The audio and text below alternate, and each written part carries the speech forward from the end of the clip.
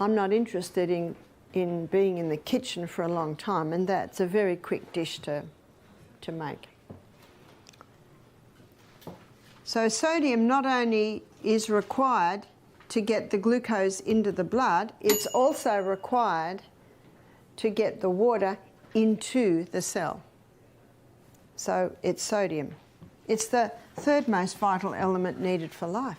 And you can get that information on the 4 vitals in any anatomy and physiology book, chemistry book, biology book. I'm just giving you the facts here. So as you can see, water is very important. But so is the salt. And again, the potassium is found in all your fresh fruits and vegetables. Calcium cannot get into the cell by itself. It needs vitamin D. When vitamin D is present, the calcium is pulled inside the cell. And remember, I showed you the other day that calcium's called the king because when it gets into the cell, all the other minerals piggyback on the back of calcium. Something else happens. I'd like to go back to this for a moment. When the magnesium's put on the tongue and you have the glass of water, or half a glass, a little bit later the other half glass, that magnesium pulls the water inside the cell. And in the bilaid membrane that is around every cell, there's a little motor.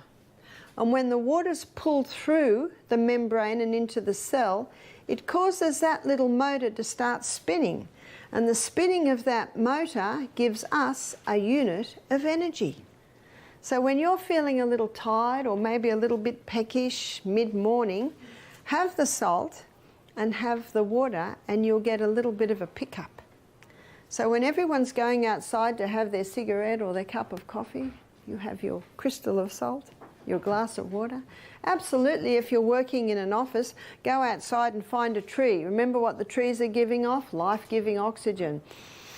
Breathe deeply from your abdominal muscle, and that blast of oxygen, remember what the oxygen does at the cellular level?